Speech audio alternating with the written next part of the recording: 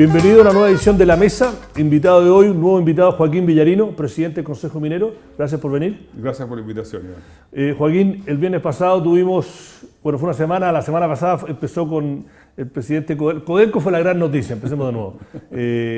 La semana, el viernes, presentó resultados que sorprendieron. Todo el mundo especulaba que iban a ser los peores resultados en la historia de Codelco. Logró revertir 2 trimestres seguidos de excedentes negativos. Pero el cuadro grande es que todavía la minera más importante de Chile, la más grande del mundo en cobre, tiene problemas complejos para su futuro. Nelson Pizarro le salió el minero que tiene adentro el lunes diciendo que no había, entre comillas, un puto peso. Colocó un bono que generó cuestionamientos y especulaciones en el mercado, que se colocara en pesos chilenos, en Chile, primera vez en 11 años, porque ahora y el día antes de que se presentaran resultados. Entonces, ¿qué está pasando con Codelco? Después nos metemos un poco más al cobre porque tú representas a todo el gremio.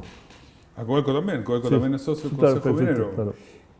Bueno, yo creo que hay que mirar un poco la historia de las declaraciones y del trabajo que ha venido haciendo don Nelson desde que asumió su cargo como presidente ejecutivo, y además las declaraciones del propio Óscar Landerreche, presidente del directorio. Y ellos han sido enfáticos y claros en ir señalando, mire señores, la situación de Codelco es delicada y a la medida que va cayendo el precio del cobre, nuestros márgenes se van ajustando en términos que hacen llegar a una situación que él calificó el viernes como de delicada, frágil. Estoy en una situación empresarial frágil.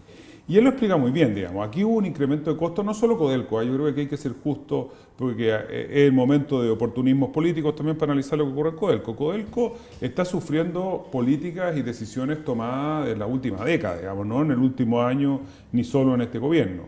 Alto endeudamiento, o sea, Codelco ha casi multiplicado en los últimos 8 años por 400%, digamos. Tres veces. Creo que ahora la deuda neta es 14.000 millones, 13.000. Con los últimos 600 eran 14, llegaba prácticamente a 14.000 millones. Y creo que hace 4 años creo que era 3.600, algo así. Efectivamente. Entonces, tú puedes ver que hay un cambio radical. Ha sido, obviamente, ha formado parte del incremento de los costos que ha tenido toda la industria, y adicionalmente se ha sumado un escenario de baja de precios. Piensa tú que desde el año 2011 ahora ha caído prácticamente un 48% el precio de la libre cobre, y además tiene 2 mochilas gigantescas. Una que tiene toda la industria chilena, que es la del royalty, y 2, tiene la ley reserva del cobre, y como ves en la explicación que dio el viernes, Codelco hace un aporte al fisco, digamos, que es importante, pero lo hace, digamos, antes de, y finalmente tiene pérdida, es decir, tiene el royalty, que al final es un margen operacional, que no tiene en cuenta cuántos son los intereses, la depreciación y la amortización, claro. Y además tiene que hacer sobreventas, un aporte importante para la ley reserva del cobre. Con esa mochila y sin una política de largo plazo de endeudamiento mirada con perspectiva, lleva a que la situación sea literalmente como la describe don Nelson Pizarro. Pero lo curioso, y a lo mejor me equivoco en detalles porque tú tienes que tener la información, los datos juntos. Si uno mira en los últimos 2 años las grandes mineras con las cuales siempre se le compara, al menos cuando uno lee los informes de la prensa especializada o incluso Bloomberg o Reuters, cuando analizan Codelco como la minera de cobre más grande del mundo y la comparan con BHP, Anglo American, incluso con Antofagasta Minerals, que es bastante más chica y más especializada, pero bueno, es una de las pocas que no ha perdido plata. O sea, Anglo American las pega tremenda, Glencore tremendo, o sea, son más diversificadas y tienen exposición a diferentes metales, pero ¿lo está haciendo tan mal Codelco o es víctima de sus circunstancias? En esto hay que ser responsable. Yo creo que Codelco no lo ha hecho tan mal, al contrario. Y tú veías en las cifras que mostraba don Nelson el viernes, cuando comparas el C1, digamos, los costos de producción, a ellos han bajado más que el promedio de la industria privada, según las cifras que mostraba el presidente ejecutivo. Yo creo que ellos han tenido, y especialmente desde la administración, yo me atrevería a decir, de Diego Hernández, una política de apriete de costos responsable y ordenada. Pero Codelco se mueve en el mundo que se mueve y por lo tanto hay que jugarlo con esa lupa. Codelco es una empresa pública donde algunas de las decisiones de inversión, manejo, administración pasan por un tamiz, un colador político, y por lo tanto aquí hay que mirar el big picture, digamos. Sí. Y al final Codelco es una fuente de ingresos para el manejo de una empresa mucho más grande que se llama el Estado de Chile, digamos. Y por lo tanto lo que se ha hecho es que se ha utilizado como una fuente de ingresos sin tener en consideración que había que invertir. Cifras que se dan, por ejemplo, en torno a la inversión. De los flujos de caja, en promedio, la minería privada invierte entre un 30 y un 40%. Está de su flujo de caja. Claro. Y aquí estamos cercanos al 10, al 9, al 10%. Un tercio. Claro, entonces eso tiene la duración que tiene la capacidad de endeudamiento. Y llega un minuto en que los intereses te empiezan a matar. Y por eso, cuando te vas al C1, al costo, no el costo directo a cátodo, como dice que es el C3, sí, tú tienes que, Codelco es bastante competitivo. Lo que pasa es que después tiene una mochila gigantesca que tiene que echarse al hombro y por lo tanto se le producen los problemas que se le producen. La última pregunta sobre Codelco. ¿Es crítica la situación o dado, o por parte de cierto tiempo están advirtiendo y que eventualmente entre el Estado y las mismas operaciones y la expectativa del precio del cobre va a haber suficiente plata para capitalizarla e invertir donde tiene que invertir para que la empresa siga siendo el principal aporte al fisco chileno y la principal minera del mundo en cobre? Yo creo que la situación es frágil y no son palabras mías, son de la propia administración. Y yo creo que son declaraciones serias, con fundamento y que están reflejadas en las cifras que se fueron reveladas el día viernes. Sí, creo que esté lejos esto de una estrategia de negociación de las negociaciones, de negociación para las negociaciones que tienen con los sindicatos de algunas de las divisiones, que yo creo que es una mirada muy política, oportunista y circunstancial. Yo estoy de acuerdo que están en una situación frágil. ¿De qué depende que se salga esto? Bueno, depende de dos elementos exógenos. Uno, cómo se maneja el tipo de cambio, cómo se mueve el tipo de cambio, cómo se mueve el dólar, cómo se mueve el precio libre de cobre. Y tres, de un ahorro real de costo. Aquí los sindicatos tienen una responsabilidad enorme. Y creo que la señal que da Raimundo Espinosa en una entrevista que dio el jueves pasado es súper buena. Cuando dice, mire, cuando el partido está muy malo, muchas veces un empate es buen resultado. Y eso es una estupenda señal de responsabilidad por la negociación que estamos teniendo. Ahora, el Estado de Chile tiene que serse responsable, además de que no puede dejar morir esta empresa, ni tampoco tomar la línea de disminuir el tamaño por la importancia simbólica. Además, esto viene de varios gobiernos, porque yo me acuerdo que le hacían críticas que incluso durante el boom de los 4 años de Piñera, que hubo mucha plata, igual le sacaron un montón de lucas en vez de dejarla reinvertir y capitalizar. Bueno, mira la evolución de la deuda de Codelco y uno de los saltos grandes se lo pega durante el periodo del gobierno del presidente Piñera. Es decir, la mirada de corto plazo. Por eso te digo, el problema de Codelco hay que mirarlo con perspectiva de tiempo. Cuando es una empresa estatal, muchas veces se administra con plazos estatales, de gobierno político, de plazos políticos, es decir, cada 4 años. Y así no opera una empresa que es centenaria, digamos. Chuquicamata tiene más de 100 años, Teniente tiene más de 100 años. La última pregunta, no sé si la puedo responder, pero te lo voy a decir igual. Yo conversé la semana pasada con un alto ejecutivo de la industria que es extranjero, pero lleva mucho tiempo en Chile y que conoce Codelco muy bien por dentro y le tiene cariño, pero me dijo, me hiciste acordar por el tema de la arista política, el aspecto político, que es todas las decisiones que tienen que pasar por Codelco. Y me dijo, mira, en general Codelco, dado que es una empresa estatal y que tiene aspectos políticos, factores políticos en las decisiones, en general yo te diría, se maneja bien. Pero hay una cosa que, la parte política, que para realmente salga de este aprieto hay dos cosas que tienen que pasar y yo creo que Chile nunca va a pasar. Me dijo, primero, en cualquier empresa normal, privada, minera, Salvador ya estaría cerrada y la expansión de Chuqui nunca se habría aprobado, porque los números realmente no dan. Y para hacer eso tenéis que comerte 60 días de huelga y ningún gobierno se va a comer 60 días de huelga en Chile. Una de las aceitunas. Yo creo que medidas tan radicales probablemente no sean susceptibles de tomarse en una empresa como Codelco. No me consta ni tengo antecedentes como para decir que Chuqui Subterráneo no sea viable ni rentable. Y también me parece... Él me da un dato, me dice, mira, tú hace 4 años Chuqui producía X con X número de personas. Hoy Chuqui produce X menos 50% y tiene solamente 10% menos empleados. Sí, pero los recortes importantes se han hecho a nivel de contratista. Recuerda que en la industria minera existe una relación, depende por yacimiento, puede llegar a ser 1:4, 1:2, 1:3. Ha disminuido mucho los niveles de contratistas que existen en las compañías mineras y se ha achicado poco el músculo probablemente en los trabajadores directos.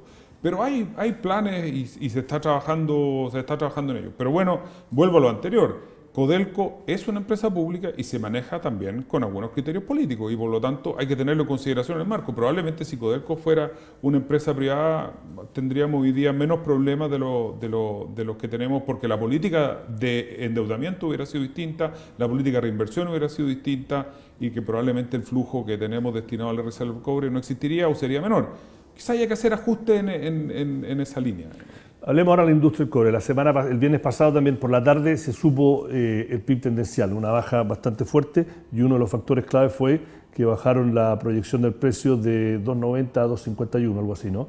efectivamente, bajó a 2,56. Dentro del contexto, ya están apareciendo bastante análisis de empresas como Goldman Sachs, Citigroup y otras que dicen que para el cobre la parte baja del superciclo se acabó y que la verdad que estamos llegando a un piso, o si no ya pasamos del piso que fue debajo de $2 hace un par de meses, y que hay una tendencia a que se recuperen los precios y que el 2019-2020 incluso se podría ver que no hay suficiente oferta dada la demanda por un montón de factores. Uno que me sorprendió, que se necesita el triple de cobre para hacer un auto eléctrico que un auto normal, y ya en Europa y en parte de Estados Unidos, en Asia, los autos eléctricos están pasando a ser los dominantes.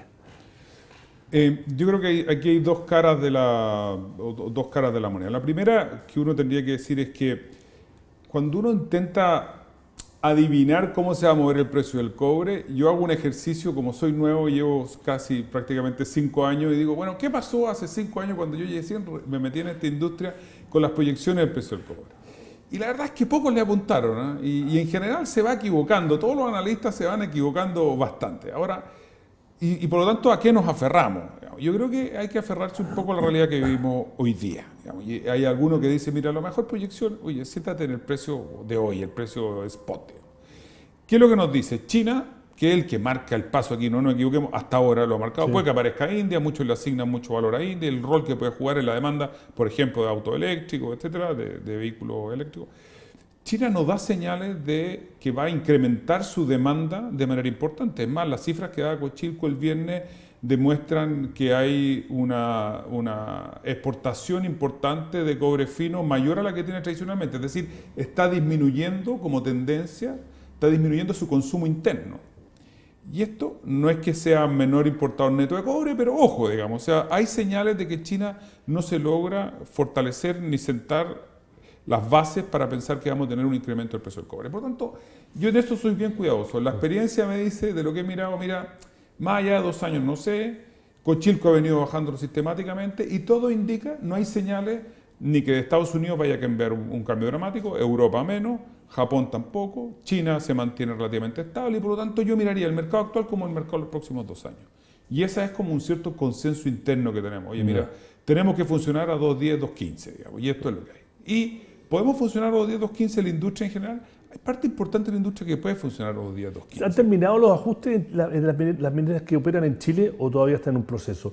¿Ya han hecho los despidos que hay que hacer, las mejoras en costos operacionales? ¿Está todavía ese proceso o ya se acabó?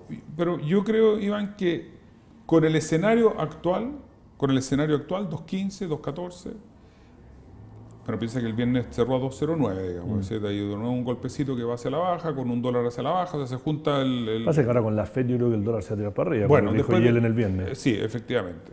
Pero entonces, si sube el dólar, acuérdate, el propio Nelson Pizarro el viernes lo decía, si se nos sube el dólar y se nos va de nuevo hacia arriba, se nos arregla bastante la situación, porque lo que no había ocurrido nunca es que nos cayera el precio del cobre y además nos cayera el dólar, porque yo tengo ingresos en dólares y tengo un 40% de mis costos en pesos, por lo tanto se me produce, como él claramente escribía, la tormenta perfecta. Por lo tanto, yo creo que si pensamos en el escenario actual, como el escenario de los próximos 2 años, que existe un cierto consenso que debiéramos estar aquí, parte importante de la industria subsiste de manera delicada, con una salud en observación, pero yo no veo que haya cierre, no veo grandes despidos, yo creo que esa parte más dolorosa ya la decisión se tomó, se hizo y los últimos 2 años se reestructurando. Las grandes compañías mineras a las que hacía referencia, mira, todos cambiaron de CEO, es decir, política, todas, hazte una revisión, la lista es casi completa. Incluyendo Antofagasta. Incluyendo Antofagasta, incluyendo Codelco, incluyendo, bueno, toda Anglo American, BHP, Río Tinto, etc.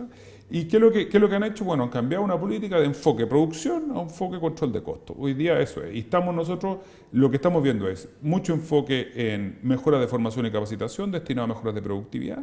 Por eso estamos trabajando en el estudio de productividad que está haciendo la Comisión Nacional de Productividad, que compara la industria chilena con la canadiense, australiana, norteamericana, sueca y peruana. ¿Cuándo va a estar listo eso? Está a fines de septiembre. Bueno, para por ahí te invitamos de vuelta cuando salga. Encantado, está el primer borrador, además va a ser un borrador que se va a abrir a consulta pública, o sea, para que se hagan opiniones. Nosotros hemos hecho todas las gestiones para que se incorporen además algunos sindicatos de representación nacional, para que esté la visión del mundo del trabajo también en este informe, no sea una cuestión muy teórica y lejana. Hay muchas explicaciones a los problemas de productividad en los datos que te dan los propios trabajadores. Y yo creo que el enfoque hoy día está en formación y capacitación, en análisis de procesos comparativamente para saber dónde nos aprieta el zapato de verdad, con medidas y con números, digamos. Lo que no se mide al final no crece, y la verdad que hay un dicho que me gusta mucho: data beats opinion, digamos. Es decir, oye, mire, con datos veamos si verdad estamos tan guateados en productividad o no. Y tercero, con innovación, que yo creo que ese es el punto de quiebre más difícil, porque la innovación requiere inversión y requiere riesgo. ¿Por qué en Chile no lo hemos podido? Yo he hablado con Oscar Landarreche varias veces en conversaciones formales y no tan formales, y él dice que él tenía una opinión de que éramos más rudimentarios como industria antes de entrar a Codelco. Dice que es más sofisticada, pero igual dice que él todavía no ha logrado darle la vuelta por qué Australia sí la pudo hacer y Chile no, de crear toda una industria sofisticada alrededor de sacar el cobre y venderlo. Es una súper buena pregunta, y me temo que estoy en la posición de Oscar. No tengo una respuesta muy clara del por qué no somos capaces de dar vuelta a la moneda y de alguna manera convertirnos en un país exportador de servicios. Se han hecho esfuerzos durante los últimos 10 años. Ahora, yo creo que esto depende parcialmente de la industria y depende parcialmente de los chilenos. Me refiero al resto del mundo. Es decir, yo ponía un ejemplo que a alguna gente le molesta, pero que a mí me parece bueno, porque es mío probablemente. Y entonces, esto es como que al señor que cría ovejas, tú lo castigaras porque no hace chaleco, digamos. Al final, lo que saben hacer las mineras es picar piedras de manera eficiente, cada vez más sustentable, cumpliendo los requisitos medioambientales y pagando los impuestos correspondientes. Además, se han agregado otras obligaciones propias de todas las empresas que se insertan en determinadas comunidades. Pero muchos dicen, bueno, ¿y por qué Sokimich no hace además baterías de litio, digamos? ¿Y por qué nosotros no hacemos chips de cobre? Oye, nosotros lo que sabemos hacer son catos de cobre. Pero el ejemplo, usando tu ejemplo de la oveja, claro, en el sur de Argentina se quedaron con vendiendo la lana, pero se le ocurrió a un viejito escocés que a lo mejor también su sobrino le da un poco excedente lo que gana con la oveja de la lana, y dice, ¿por qué no poner una textil y hagamos Shetlands y hagamos tweed? Pero no son los...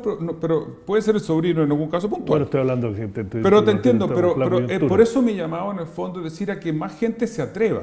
Y aquí es donde puede estar el pecado de la industria minera. Yo creo que la industria minera no se tiene que poner a hacer chips ni a hacer cables porque no sabe hacerlo, lo va a hacer mal probablemente. Lo que probablemente tenga que hacer es abrir más sus puertas para que se conozca más la industria y de alguna manera haya más chilenos que se incorporen al sector. Y uno de los esfuerzos que hemos hecho sectorialmente es tratar de abrir la industria, es lo que te mostraba antes del metal chileno en el mundo. En el fondo lo que estamos tratando de hacer es una campaña que acerque la industria a la comunidad. Es decir, la minería... No es cool ser ingeniero en minas. Me sorprendió cuando volví a Chile. Yo también volví hace 5 años y bueno, venía siempre, pero bueno, volví hace 5 y claro, acá no es, o sea, la mayoría de la gente, no, entre comillas, la élite de las universidades de acá, la verdad que estudiar ingeniería en mina no es cool, es ingeniería comercial o ingeniería industrial o abogado, pero ser ingeniero en mina no es, y eso que ganan un montón, bueno, sobre todo durante el superciclo. Ahí la ley de Friedman no funcionaba mucho, nadie se quería ir a Antofagasta, tenían que traerlos de afuera. Bueno, ahí yo creo que es que tú metes otros elementos que son bien interesantes, pero yo lo dividiría. El primero es que yo creo que nos ha faltado quizá abrir más las puertas, y esto se da por quizá un problema de ubicación. Los yacimientos mineros suelen estar lejos de los centros urbanos. Bueno, aunque tenemos algunos aquí en la cabecera de la región, digamos como Los Bronces o Andina o Teniente, que están cerca del lugar, pero suelen estar lejos y por lo tanto en los centros de formación más desarrollados, básicamente Santiago, Concepción, Valparaíso, tú no ves la minería como algo que sea tan tangible. Segundo, ha sido una industria que se ha dado poco a conocer, no se sabe cuál es el impacto que tiene. Y por lo tanto ha habido poca gente innovadora o destinada a involucrarse en el desarrollo de productos vinculados con el cobre y generar industrias paralelas, es decir, hacer chalecos Shetland o Kashmir, digamos, a partir de la cuestión. Pero eso, yo creo que el pecado nuestro es abrir un poco más las puertas. Y ahora yo creo que hay un pecado de políticas públicas, que es la mirada más big picture. Lo que no es razonable es que Antofagasta, por ejemplo, tuviera durante el superciclo ingresos per cápita similares a los de Londres 42.000 y se parezca tan poco a Londres, digamos, por decirlo de manera elegante. Es decir, no es posible que en Antofagasta no hubiera un hospital realmente digno y de primera línea, habiendo recursos generados por la región. Y colegios también. Yo hablaba con el ejecutivo y me dice, mira, para el principal es el colegio, entonces yo hago hacer un commute, yo me vuelo. Claro, entonces, y eso En parte depende de nosotros, hay fundaciones, hay responsabilidad social, hay compromiso con las comunidades. Codelco se ha comprometido con el programa en Calama Plus, BHP Billiton ha estado desarrollando lo que es Creo Antofagasta, Antofagasta Minerals ha estado súper dedicado a la región de Coquimbo y Los Vilos, pero bueno, son una empresa, no le pueden pedir a la industria minera que reemplace el rol del Estado. Que se haga cargo del rol del Estado, digamos, esa es una petición que viene a más. Digamos. Yo lo que sugería en el gobierno del presidente Piñera que hubo un proyecto de ley de fomento de la inversión de destinar era que aquello que se destinó al royalty minero, primero para innovación, que nunca vimos si de verdad el primer royalty que estableció en el gobierno del presidente Lagos se destinó a innovación, nunca vimos los frutos, y segundo, después la reconstrucción, que alguien no hubiera rendido cuenta, oiga, mire, todo esto entró para reconstrucción, todo esto, nadie hizo nada. Que bueno, como el royalty se sigue pagando, se destinara a las regiones, fundamentalmente a aquellas regiones donde se genera la renta minera. Es lo más lógico que Antofagasta tuviera una calidad de vida, no sé si de $40.000, pero sí de 20.000 bien distribuidos, digamos, sí, y no mal distribuidos. O que la situación de Iquique fuera medianamente la misma, Rancagua, y entonces tendríamos una comunidad bastante más agradecida, simpatizante y de alguna manera adherida a la industria minera, y por lo tanto se permitiría probablemente el desarrollo de toda esta industria. Ahora, es importante, Iván, señalar que hay iniciativas que van en esa línea y en este gobierno se han hecho cosas que permiten mirar el vaso un poco más lleno, no diría medio lleno, pero más lleno que lo que estaba antes. Está la iniciativa de Alta Ley. Alta Ley es una iniciativa que emana de Corfo con la Fundación Chile, donde se hizo un roadmap de la innovación. Está la iniciativa de la Alianza Valor Minero, que lo que hace es sentar una plataforma transversal donde nos hemos sentado a conversar representantes de la industria, del mundo político, de las municipalidades, del mundo indígena. Siempre insuficiente, probablemente podría ser un congreso de 500.000 personas, pero bueno, estamos trabajando en líneas de mejor relacionamiento comunitario, en establecer líneas de trabajo conjunto en que se conjuguen políticas públicas, recursos de las empresas, autoridades locales, comunidades, etc. Estamos tratando de trabajar en esta apertura. Mira, se me está acabando el tiempo y quiero terminar, nos vamos a pasar un poco, por si acaso le digo al productor, porque quiero hablar de las licitaciones eléctricas. Primero que todo, el ministro estuvo la semana pasada acá y lo ha dicho en otros foros también, el ministro de Energía Máximo Pacheco, que esto era un cambio de paradigma para la productividad en Chile. La minería era una de las empresas que hace 4 o 5 años, cuando el gran tema al final del gobierno Piñera, que todo el sector privado decía el gran cuello de botella, tenemos todos los proyectos pagados, pagamos la electricidad más cara del mundo, bueno, se juntó el hambre con las ganas de comer y la capacidad del ministro Pacheco, más no que la demanda ha bajado, pero un montón de factores. La cosa es que en la última licitación los precios bajaron no más de la mitad. ¿Es un cambio de paradigma o esto va a ser un factor al margen de lo que es la productividad de la minería en Chile? Mira, el costo de energía en la producción nuestra representa hoy día en torno al 10-12%, llegó a representar en algún minuto 20%. Es difícil bajarlo, es difícil porque nosotros somos clientes libres, mis socios son clientes libres, tienen contrato a largo plazo, y ellos de alguna manera durante el periodo del cuello de botella, al cual te referías, lo que hicieron fue incentivar a las compañías generadoras para que invirtieran, y para que ellos invirtieran, por lo tanto pusieron unas condiciones que para nosotros fue imposible de cambiar porque no había mucha competencia. De hecho, el único que logró que hubiera más competencia fue BHP Billiton con Kellar, que es una central de gas, y por lo tanto estamos amarrados con contratos de largo plazo que yo creo que va a ser difícil, no imposible, y yo creo que se abre un espacio importante que es la segunda parte. Segundo, en ese minuto, las energías que han bajado de manera importante el costo son las energías renovables no convencionales, básicamente eólica, solar, no costaban lo que cuestan hoy día cuando nosotros nos involucramos en contratos de largo plazo, ni tampoco daban la seguridad de suministro que requiere la industria minera. Sí, sí. Y hoy que día... 24 horas. Que es 24 horas, ¿no es cierto? 24/7. Por lo tanto, hoy día yo creo que se han logrado dos cosas súper importantes. La primera es que el sistema de licitación permitió que hubieran de alguna manera presentaciones de ofertas que mezclan entre energías renovables con energías de otro tipo de fuentes que no sean las renovables no convencionales. Y eso probablemente, no estoy seguro, no es un tema que se haya hablado internamente, probablemente lleva a las compañías mineras que en sus próximas licitaciones de energía busquen mix, y eso va a permitir, por lo tanto, bajar los costos. Y segundo, que yo creo que es bueno tener en consideración, esta licitación demuestra que cambiando las reglas del juego, habiendo competencia, los incumbentes dejaron de manejar el mercado, claramente como lo estaban manejando, cuestión que nosotros denunciamos incansablemente y nos costó muchos coscachos. Y de verdad, hoy día podemos vivir con energía más barata. Te lo comentaba antes, nosotros tenemos un estudio hecho hace 4 años que comparaba los costos energéticos de Chile con el resto de los países mineros y solo el Congo era más caro que nosotros. Sí, no, era un dato de la causa. Esto es insostenible. Yo creo que aquí llegó para quedarse una baja y nosotros estamos convencidos que las compañías generadoras que nos tienen como socios estratégicos, somos al final quienes consumimos hoy día 1/3. Después, de aquí al año 2025 vamos a hacer menos de 1/3. El consumo deberá crecer en la minería en promedio un 53, pero en el país un 72, de acuerdo a la hoja de ruta Energía 2050. Debieran tratarnos con un poco más de cariño, digamos. Yo creo que ya ganaron bastante a costa nuestra y que nos ha costado. Y ahora que estamos en vacas flacas, bueno, vamos todos a repartir este apretón.